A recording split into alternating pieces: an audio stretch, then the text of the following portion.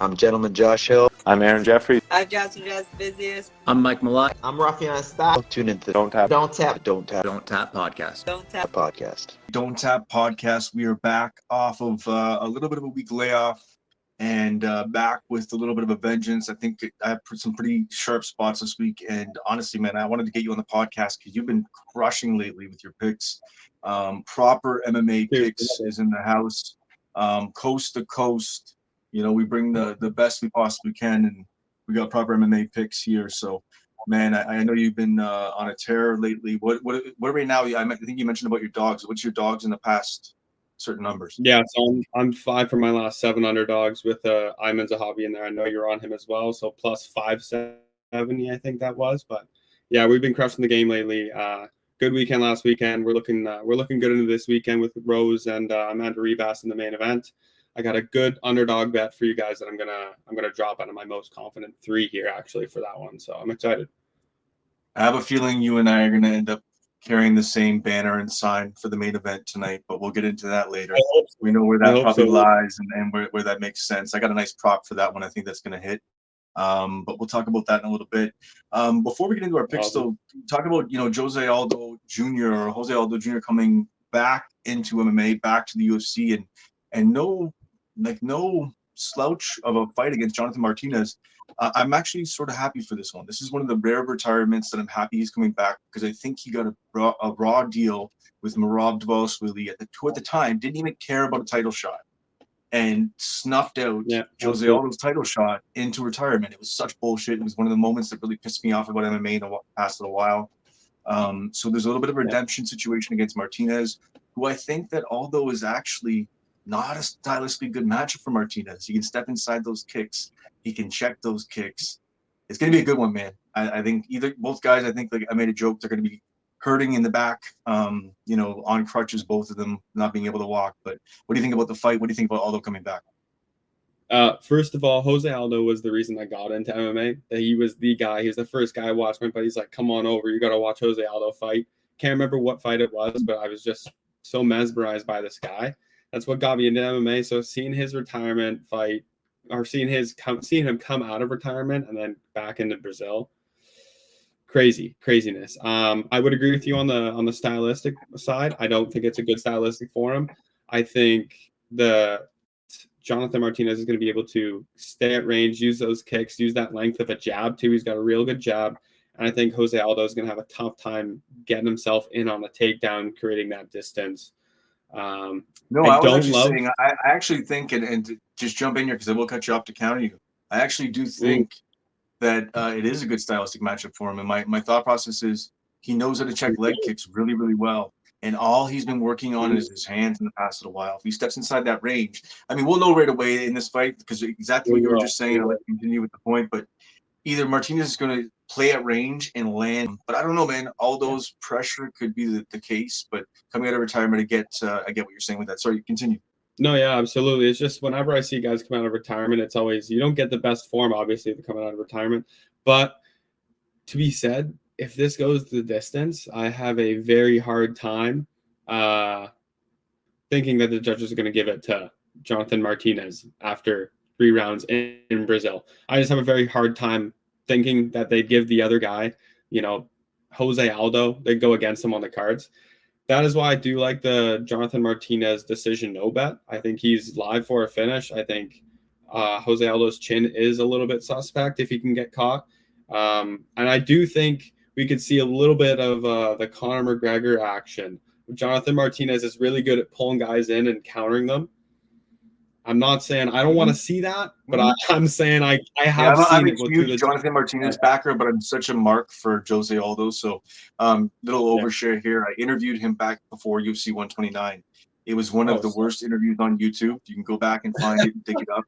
I was so intimidated by such a smaller man, but this was when there was a lot more mystique about him. He wasn't the family man. He was just this young, hungry monster from Brazil with this scar on his face. It scared the living shit out of me. But yeah, great backdrop. It's right at the Rogers Center. Perfect situation. And I fumbled the bag all the way through the interview. Boy, was that brutal. But I digress. Let's get into the picks. I got some spots. I may even evolve my picks as we go because I'm not really married to anything right now. Well, there's a couple of spots, but I'm sort of on the fence with one. So I will let you bring in your first spot, UFC Fight Night. Absolutely. I was gonna go with the first fight of the night, but I'm so done playing heavyweights. I just can't do it. The low level heavyweight, I can't do it. Not good for your health. No, same with the low level women's MMA. I can't do it. Give me a second here. Let me get my first. I got Rose inside the distance. I think RIbas has been chinned before, and it is 5 rounds, and we're not at strawweight. So I think that it's a little bit of a stylistically great matchup for Rose. As far as this side, definitely, I think Rose is definitely the side. I think anybody trying to fade her in this one probably doesn't understand how this matchup's going to play out. It's somebody who's a much sloppier striker with high pressure who's going to give so many more openings. And that scares me for the finish because she has been finished, I think, 3 of her 4 losses come inside the distance. And I'm talking about Amanda Ribas. So you are right about that. But there is this, it's screaming at me right now because that was one of the first lines that jumped at me. It was even money. But the decision prop is really jumping at me, man. Boy, is it jumping at me. And I guess you can split it up. But Namajunas by decision, what the hell was it sitting at? I think it was like +2. Where are we now? Little sloppy here. See, the lines moved a little because people did jump on it. +255, the best line that you can see for that. Yeah. I don't know. Like Amanda Ribas hasn't really done a 5-rounder. She has been finished 3 or 4 losses. Everything's screaming inside the distance on this one. So, like, I don't know. Maybe go up. I was even maybe looking at maybe the over 1.5 parlay with something to sort of save myself a little bit on this one. And then follow up with the, I like Namajunas inside the distance, man. I don't know. Or sorry, by decision, sorry.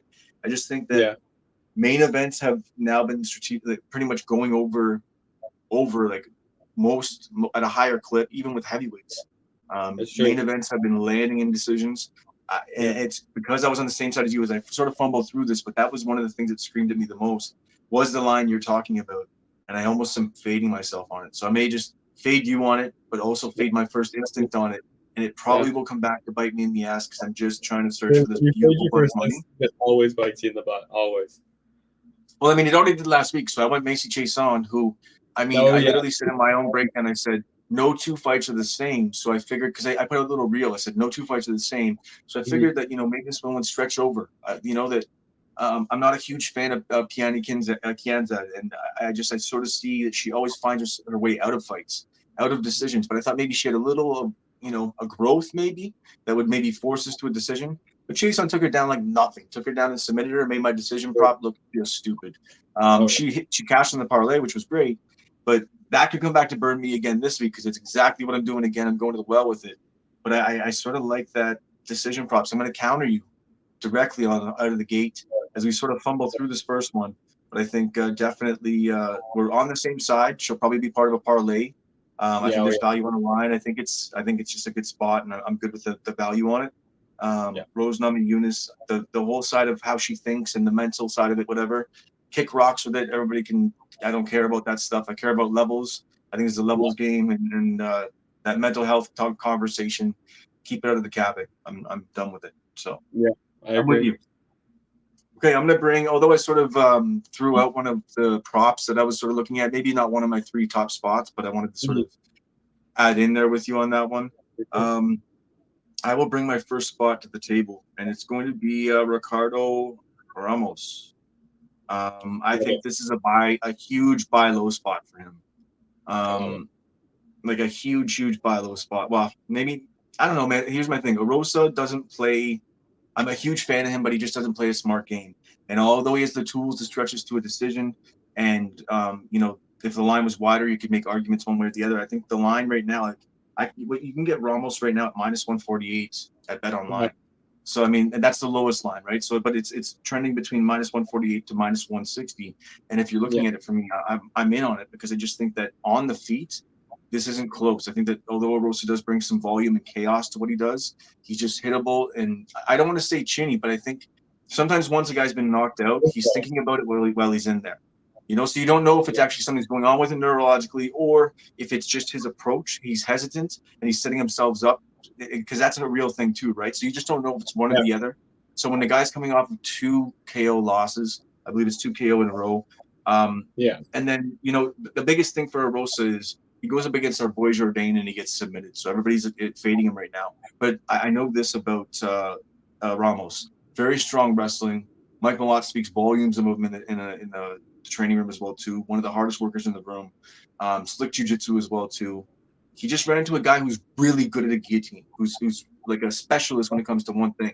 Jourdain's not although he's a high-level jiu-jitsu practitioner, he's not in MMA a high-level jiu-jitsu practitioner. He's a guillotine guy, and he lands that guillotine and gets down Ramos. Huge buy low spot, I think. If you can get it for minus 148, fucking hammer it. In my opinion, that's the money line spot of the week for me.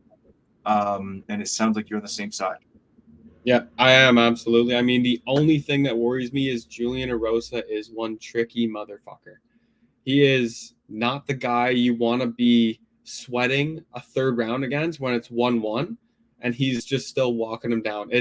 I've been there before. I've faded him before. I've bet on him before, and I've lost both ways. He cost me once because of his chin. He cost me twice because he gritted. He just had a gritty third round decision. So it's like I tend to stay away, but I can't on this one. I think Ricardo Ramos is a huge buy low spot, as you said.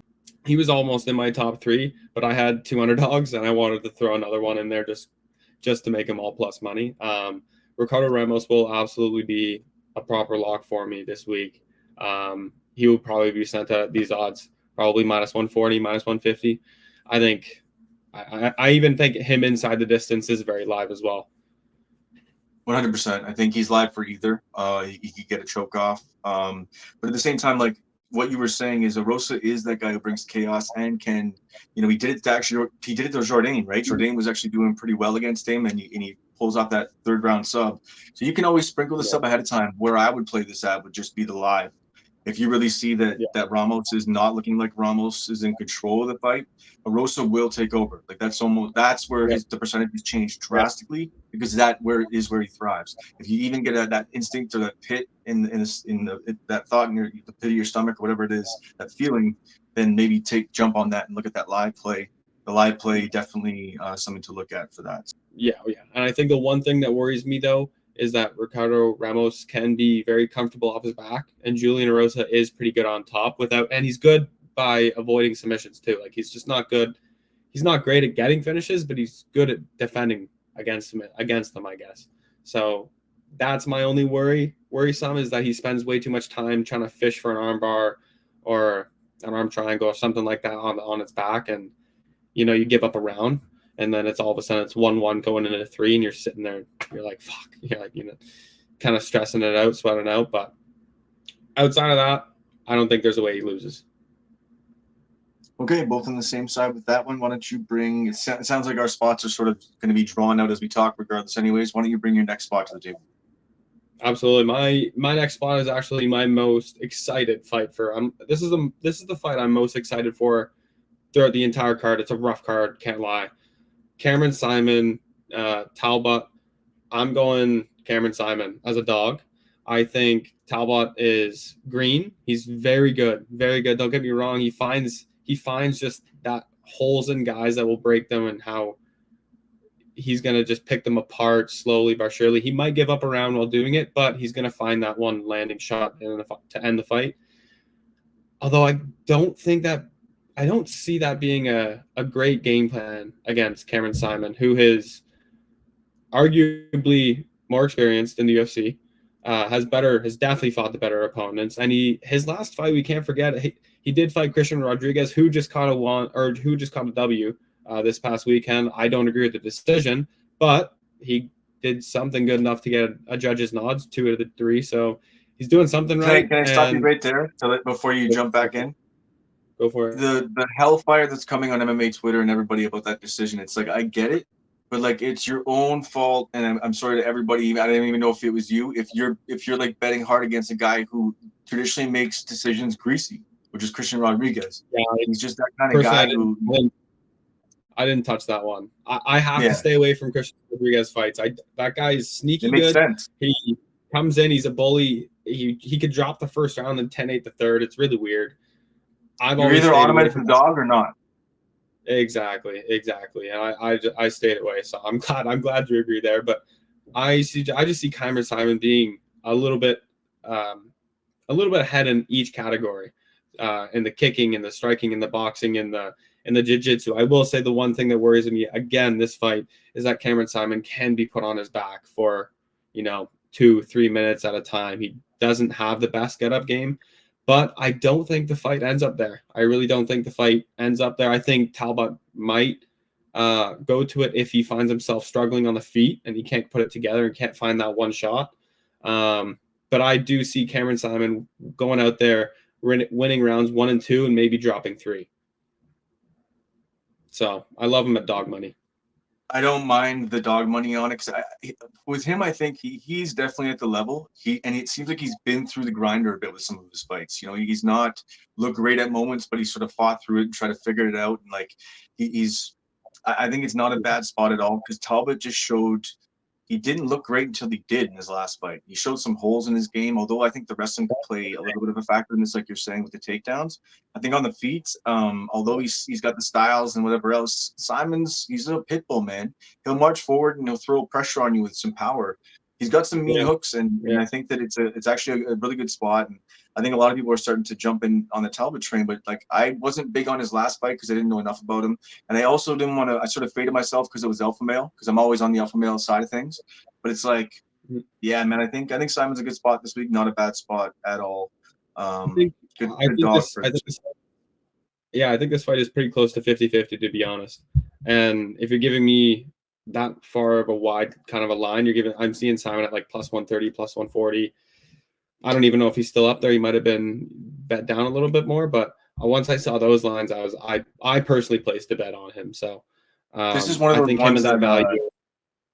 This is one of those ones that if you end up getting good value before and you get the dog money, and then on top of that you can hit it live as well too. Even if you get money line at like minus 160, but you know where it's going to go because you can just see it. It's just that I don't always suggest to double down. It doesn't always work, but it's just one of those things when you see MMA going a certain way in a fight, it's gonna end up there. Like plain and simple. Like Curtis Blades, I hit that boom right up even money, right before the takedown. Thank God for DraftKings just leaving those lines wide open. They did that pretty good throughout the fight, so that was pretty good. I was riding Blades the entire night. It was a big play for me. But the one thing I did want to say that I see in Cameron Simon, that I think is going to be game changer for him in this fight is Talbot finds that one shot and he puts his opponent down, and then ref kind of steps in and that's it. These South African guys, same with DDP, Dricus du Plessis, their recovery is so good. They can get caught, dropped, put in a submission, and then they pop out like there was nothing ever happened. I think that could be the deciding factor in this fight. If he does get dropped, I think he has the recovery to be able to survive, go on, and win a decision. And that's the kind of thing that he's sort of been through and that Talbot hasn't been through. Like, how do you mentally adjust when you've given it your all and then the guy still comes back at you? I don't know if you've ever been in a fight like that before when you were younger, but that isn't a good situation to be in. You just drop the guy and get back up again. You're like, oh, So if you're in there and you're a pro, not a good place to be. Yeah, I agree. And I also think Simon has more of the power. Honestly. He has nice hooks, man. He comes in, he's a little bit hittable at times, but I mean that comes with sort of knocking on the door and he applies that pressure and it sort of happens with his style. But I like the way he lands because he has the ability to take over a fight really quickly. He lands one hook and then he sees that he's on you and he can pressure you and land those big shots. So not a bad dog at all. The dog's got to be able to knock the guy out, and this is a little bit of a fate of Talbot, I think, too. So exactly. Okay, I'm going to come in with next spot, and I think that it's more of a styles thing, and a friend of the podcast, Kyle Nelson, sort of showed the way to beat Padilla. I'm going to go with Luis Poyeo. I think that's how you say it, and everybody's going to make fun of me for that one. Poyeo, is that how you say it? Poyeo? Yeah, Poyeo. Yeah, my wife's fucking. I think something like that. Yeah. I'm saying I'd have to go back and look for Poyeo. I'll just say Poyeo. Okay, but yeah. So for me, I think right now, let's take a look where the line is moved to. But yeah, I think right now, the best line you can find is plus 146, but he's hovering around plus 132 to plus 146. And if you look at it, it's just Padilla, although long and very dangerous and does have some decent jiu-jitsu, doesn't have very strong wrestling. to get it there, can't close the distance well, and uses range well, he can be devastating. He can set up a big shot and knock you out. But Kyle Nelson exposed the living shit out of him with a style that worked for him. As soon as he was able to pressure forward with some power, he gained respect and then got ahead in the scorecards. And Padilla didn't quite know how to do with that, going off his back foot. He didn't want to get hit. Obviously, nobody wants to get hit. But unless you're a guy like you say, Simon, and you're able to march through the fire and do that time and time again, man, I don't know what. I just think that I like the new guy coming in. I think that Pahello, his style, I think, is just sort of, he's not going to have the vet savvy that Kyle Nelson does. But when Kyle Nelson came in, he was a little bit more of a bat out of hell, came with pressure and everything else. And I think that's what's going to happen here. I think that Padilla can definitely be either finished late in the fight and or just lose a decision where he just gets behind again in the scorecards. He gets frustrated. I like it here. I think maybe it's overfade for me because I've already cashed on fading Padilla before. The line is a little bit tighter, but I like the debutant here. I think give me the minus. If you can get anywhere like plus 135, I think is a good line. Hit it all day long. I think that's the spot. Absolutely, yeah, I completely agree. It's funny that you say this because in this fight, I'm going to ride no distance at minus 166. The only reason I say that is because I think first round is live. Pahello could get finished. His opponent, that's his kind of specialty. Round one, kind of blow out his gas tank, empty it all out there. And I think in rounds 2 to 3, Pahello will land that body shot and put him down. TKO win inside the distance. That I'm just playing the no distance because I'm a little bit hesitant on the first round. I think I forget his opponent's name. Is it Pineda? This is another situation that where if you see that Padilla is giving Pahello respect, two gringos, messing up these names.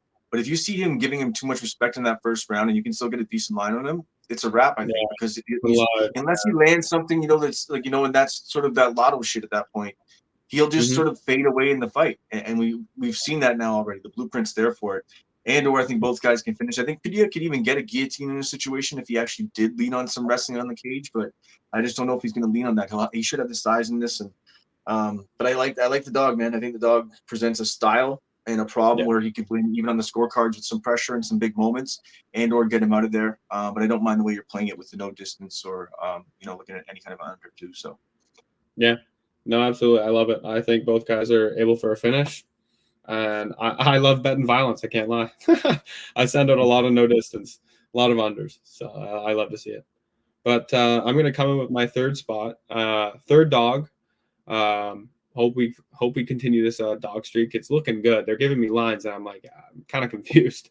Yusuf Zalal. I can't remember. He's plus 118, plus 120 around there on some bookies. But against Billy Quarantello, been through a lot of wars, man. He's been through a lot of wars, and he's getting to the end of his career. I think he's 35.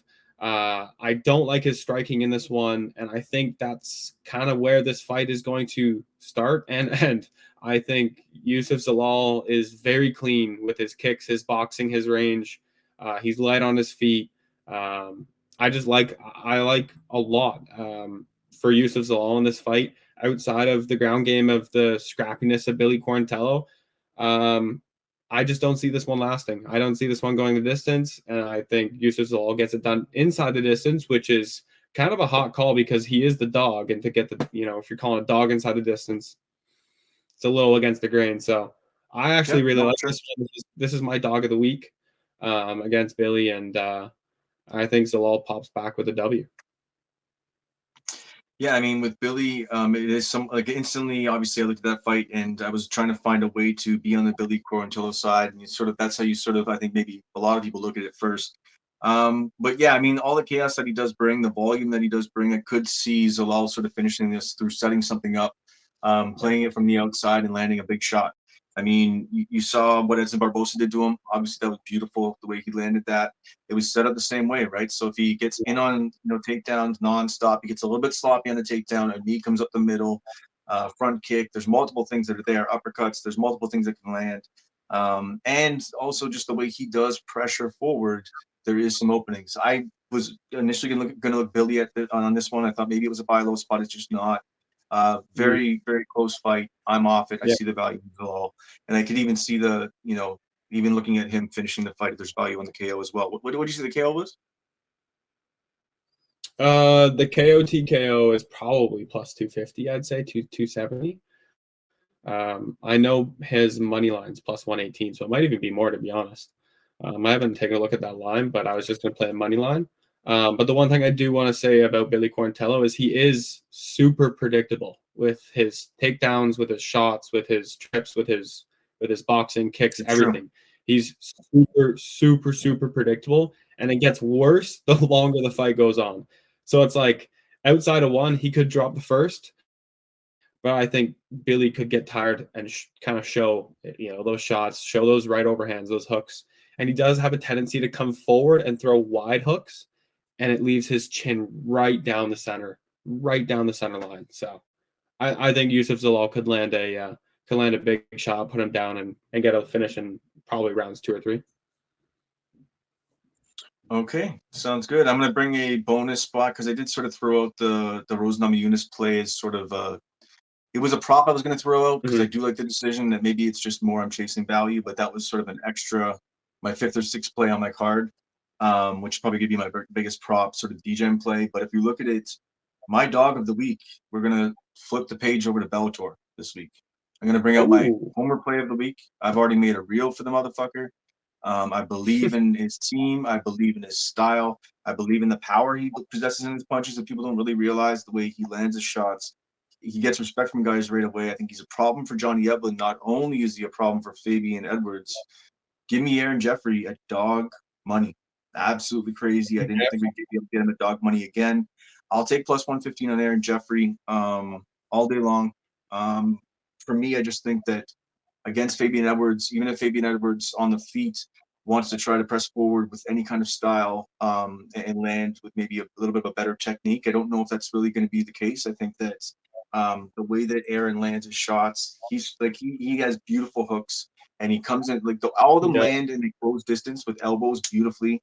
But he wants you on the cage, and when he gets you on the cage, whether you're a strong wrestler or not, whether you even have good, strong defensive wrestling or not, there's a system at Niagara Top Team, and I believe in these guys like strongly. Just the way they utilize overhooks, the way they utilize their underhooks as well too, but it's more the overhook. The overhook is utilized so well. If you try to shoot at them after they've landed a shot on you, they're sprawling out, landing that overhook, and then taking your back and or landing elbows in your face. On the cage, they work them as well too. It's just a beautiful thing to watch.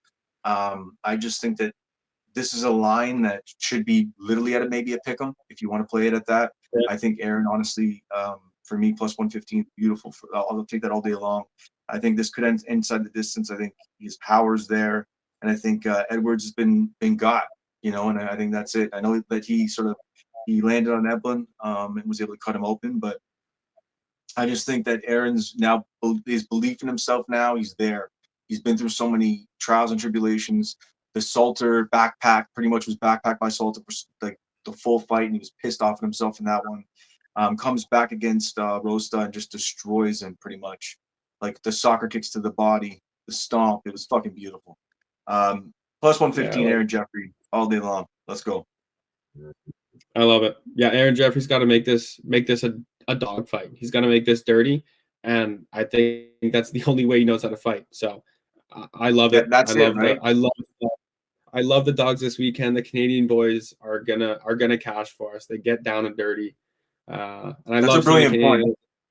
They do. They like to scrap. Mike Malott, perfect example. Jasmine Jazdavicius, perfect example. I love your point about Niagara Top Team. I love what they're doing over there. They're producing absolute studs, and I love it for the Canadian MMA scene.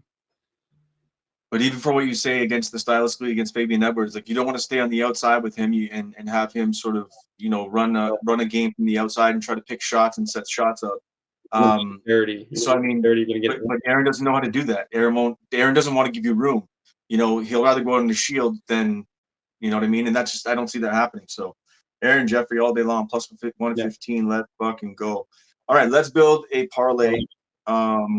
You can build it across the board if you want. If you want to take a look at some of the Bellator lines this weekend and see if you like a line there. But I think it's up to you the way you want to look at that. First, though, scroll back up to the UFC lines. Who would be the first piece we pick from the UFC card? I got two in mind right now. They could easily slide in there. You know what? I'm going to go against the grain out of the main event. I'm going to go Edmund Shabazian against AJ Dobson. Lock me in. Well, for a parlay piece? Yeah.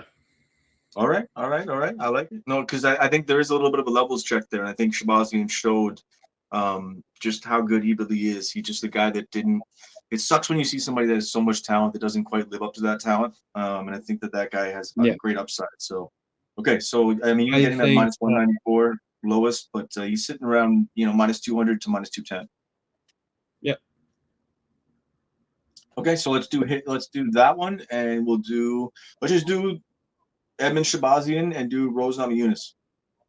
That was my second one. So, all right, there you go. Those are my. We were agreeing on Rose so heavily, so I think no matter what we would say about how it finishes, we both agreed that she's the side. So that's got to be the play. So we go Rose, and Edmund Shabazian will give us what? Can you just throw that into? I can. Give me 1 sec. Yeah, no problem. I got Edmund at minus 215 on FanDuel, and then I got Rose at minus 235 on FanDuel, plus 109. So plus 109 for that. And then if you wanted to actually, sprinkle in a Bellator pick, doesn't mean it will make the two-piece the official play, and then the bonus will be the Bellator pick. Let's take a look at the Bellator line. You said you're on FanDuel? Do they have the Bellator lines out yet? They do. There's some big favorites. Wow. Seeing minus 800, minus 1200. Another Canadian you were saying about Canadians this weekend. I really do like Jeremy Kennedy against Pricio Pitbull. I just think that he's just gonna. I think he's better. I just think he's gonna be able to just pressure him, and he's a vicious son of a bitch. So I like him in that spot. I was actually just looking at that. Not a bad money line spot. Like not even necessarily a parlay piece, but just a good money line spot. Yeah, we'll just leave it as it is. We've thrown out, a Bellator dog and Aaron Jeffrey. So I was just saying. Look at it. We're gonna go. So it's plus 109 for the parlay. We're gonna go Rose Namajunas and Edmund Shabazian. And then we have Aaron Jeffrey as a dog. We have. If you want to recap through some of your plays. Yeah, absolutely. I got Rose inside the distance for plus 115, plus 120 around there. Yusuf Zalal plus 120, and Cameron Simon plus 110. All dogs. Perfect. Then I went a little bit chalkier, but we're looking at we'll start off with Aaron Jeffrey at the plus 115. When we move up to the UFC card, I also had another dog. We had Luis Puello. We're looking at, about plus 135 is what you're looking at. Is what I probably hit it at right now. And then the other one was Ricardo Ramos. Ricardo Ramos right now, it's minus 150. Minus 150 at Unibet or minus 155 at DraftKings. I'm good with any of those lines for Ricardo Ramos. I think he's just a solid play. Yeah. I'm on the flip side with Rose Namajunas. I think I like the plus 255 by decision. It's just more because the main events, women's MMA just screams decision, but everything else about the matchup just screams everything you're saying. I'm almost going to make your case for you, but just 3 over 4 losses. RIbas is inside the distance.